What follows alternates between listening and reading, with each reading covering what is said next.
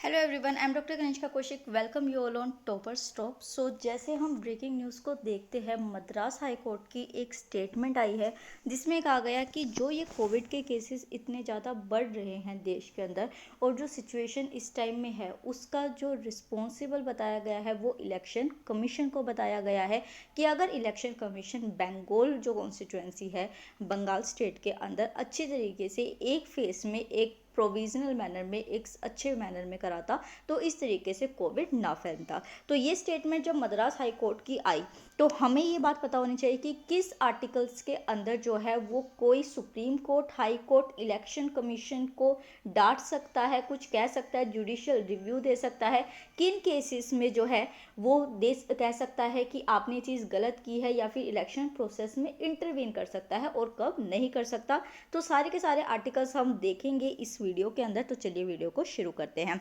तो देखिए, Madras high court ने जब ये स्टेटमेंट दी है उसके बाद ये कहा है कि आपने अगर मेजर्स सही तरीके से लिए होते, आपने कोई मेजर्स जो है वो पॉलिटिकल पार्टी के अगेंस्ट नहीं लिए, उनको खुले आम रैलीज करने दी, लोगों को इन्वॉल्व होने दिया, कोई सोशल डिस्टेंसिंग का मेजर, कोई कोरोना नॉर्म्स जो है उनको फॉलो नहीं किया गया रैलीज के टाइम में, इस वजह से जो है वो कोविड प्रोटोकॉल्स के मेंटेनेंस की लैकिंग की वजह से ये केस इतना ज़्यादा बढ़ा है। क्योंकि आप जो है वो एक पोल वॉच डॉग है और आपने इस तरीके का जो काम किया जिससे कि कोरोना के केसेस बढ़े हैं। और इसके साथ ही एक जो स्टेटमेंट एग्जैक्ट दे दी गई वो ये दे दी गई कि जो हाई कोर्ट है वो Madras high court specifically election commission को बुक कर सकता है फॉर मर्डर, कि आप जो इतने लोगों की मौत हुई है आप उनके मर्डर हैं या फिर किलर हैं। ठीक है, तो ये तो हुई न्यूज़ की बात। अब बात करते हैं आर्टिकल्स की। तो जैसे हम सभी को पता है कि इलेक्शन कमीशन जो है वो हमारे देश के अंदर कॉन्स्टिट्यूशनल बॉडी है जो कि हमारे देश में स्टेट और जो यूनियन की इलेक्शंस है उनको हेल्ड कराता है। यूनियन और स्टेट के इलेक्शन के साथ ही Lok Sabha, Rajya Sabha, state legislative assembly और उसी के साथ हमारे देश के प्रेसिडेंट और वाइस प्रेसिडेंट के जो इलेक्शंस होते हैं उनके लिए रिस्पॉन्सिबल होता है इलेक्शन कमीशन।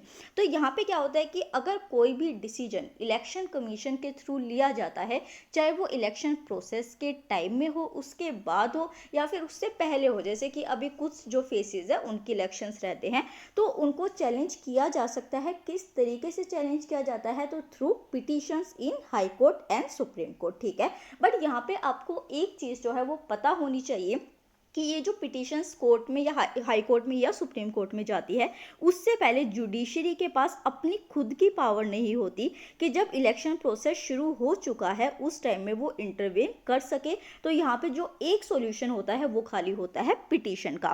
तो यहाँ पे इलेक्शन पिटिशंस जो होते हैं वो ओनली वे है जिससे कि जो रिजल्ट है इलेक्शंस के या फिर इलेक्शन कमीशन के थ्रू कोई गलत प्रोसेस किया जा रहा है, जैसे अभी ही हम सिचुएशन देख रहे हैं, तो उसमें जो है ये केस रिव्यू किया जा सकता है जुडिशरी के थ्रू।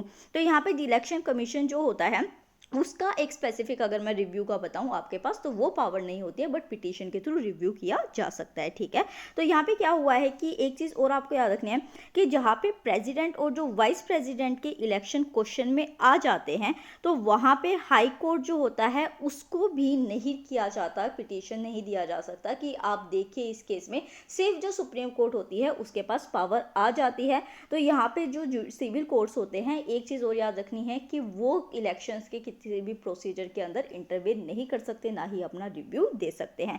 अगर पावर ऑफ जुडिशियल रिव्यू की बात करते हैं कि जिस तरीके की स्टेटमेंट अभी मद्रास हाई कोर्ट ने दी तो क्या वो सही है, क्या कोर्ट्स के पास पावर है कि वो ऐसी स्टेटमेंट दे सकते हैं? तो देखिए, हमारे इंडियन कॉन्स्टिट्यूशन के अंदर जुडिशरी को protector of the Indian constitution का टाइटल दिया गया है, जो वेरियस एग्जाम्स में भी आखिरकार पूछा जाता है कई एग्जाम स्टूडेंट से।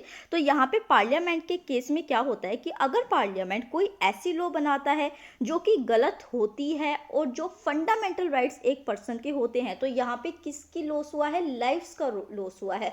राइट टू लाइफ जो होता है विद डिग्निटी, लिबर्टी जो होती है आपकी, ये आपके फंडामेंटल राइट्स है। तो जो लॉ पार्लियामेंट के थ्रू बनाई जाती है या कोई ऐसा काम पार्लियामेंट के थ्रू किया जाता है जिसमें कि फंडामेंटल राइट्स का वोलेशन होता है, अंडर आर्टिकल 13 जो है उसको वॉइड माना जाता है, उसको गलत माना जाता है। तो आर्टिकल 13 के अंडर जो है वो जुडिशियल रिव्यू किया जा सकता है अगर फंडामेंटल राइट्स जो है वो वॉइड हो गए हैं। उसी के साथ अगर हम पावर ऑफ जुडिशियल रिव्यू की बात करते हैं तो आर्टिकल 226 और आर्टिकल 227 के अंदर हाई कोर्ट के पास पावर होती है कि वो जुडिशियल रिव्यू दे सके, जैसे अभी मद्रास हाई कोर्ट ने इलेक्शन कमीशन के लिए दिया। तो कब दिया? आर्टिकल 226 और आर्टिकल 227 के अंदर किया।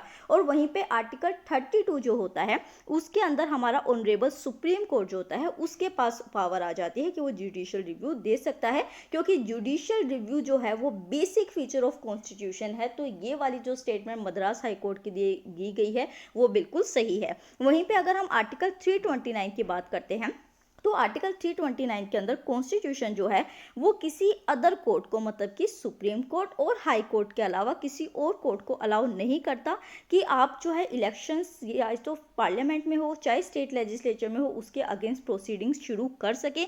ये जो प्रोसीडिंग शुरू की जाती है वो सिर्फ हाई कोर्ट में, सुप्रीम कोर्ट में की जाएगी, और सिर्फ तब की जाएगी जब एक इलेक्शन पिटीशन वहां पे फाइल की जाएगी, जैसे अभी की गई है। ठीक है, तो आपको ये आर्टिकल्स याद रखने हैं कि एक तो रिप्रेजेंटेशन ऑफ पीपल एक्ट 1951 के अंदर जो है वो पिटीशन दी जाएगी, आर्टिकल 329 के अंदर दी जाएगी, और उसी के साथ जो है ये रिप्रेजेंटेशन ऑफ पीपल एक्ट 1951 है उसका एक पार्ट 6 है जिसके अंदर ये कहा जाता है कि इलेक्शन डिस्प्यूट से रिलेटेड जो पिटीशंस होती हैं वो इसके अंदर पार्ट 6 के अंदर फाइल की जाएंगी। ठीक है, ये आपको याद रखना है। और उसी के साथ क्या है कि इलेक्शन पिटीशंस जो होती है वो डायरेक्टली हाई कोर्ट के थ्रू सुनी जाती है, पर जो अपील की जाती है सुप्रीम कोर्ट में कि पहले पास हाई कोर्ट के पास आया, अगर मान लीजिए यही वाली पिटीशन जो अभी हम स्टेटमेंट डिस्कस कर रहे हैं वो सुप्रीम कोर्ट के पास चली जाती है, तो आर्टिकल 132, 133 एंड 136 के अंदर जो है ये हाई कोर्ट से कहा जाएगी, सुप्रीम कोर्ट में जाएगी पिटीशन। ये आपको याद रखने हैं। उसी के साथ अगर हम बात करते हैं लास्ट आर्टिकल की, डेट इज आर्टिकल 71 का पार्ट 4, उसमें कहा जाता है कि जो प्रेसिडेंट और वाइस प्रेसिडेंट के इलेक्शंस होते हैं वो जो है क्वेश्चन में नहीं आ सकते हैं, या फिर उससे रिलेटेड कोई वैकेंसी जो होती है वो नहीं क्वेश्चन में की जा सकती है किसी भी कोर्ट में। तो इस वजह से आप जो ये स्टेटमेंट हमें सुनने को मिल रही है और आर्टिकल्स हम देख रहे हैं, तो आप अपने व्यूज़ जो हैं वो हमें ज़रूर बताइए कमेंट सेक्शन में कि क्या ये जो मद्रास कोर्ट ने हाई कोर्ट ने स्टेटमेंट दी है वो सही है या नहीं है, आपकी क्या सोच है। इसके अलावा आप कौन से आर्टिकल्स के बारे में जानते हैं जुडिशियल रिव्यू के या फिर इलेक्शन कमीशन के कनेक्शन में, तो वो आप हमें कमेंट सेक्शन में ज़रूर बताइए। आई होप आपको ये वीडियो पसंद आई होगी, तो वीडियो को लाइक कीजिए, चैनल को सब्सक्राइब कीजिए। Thank you so much.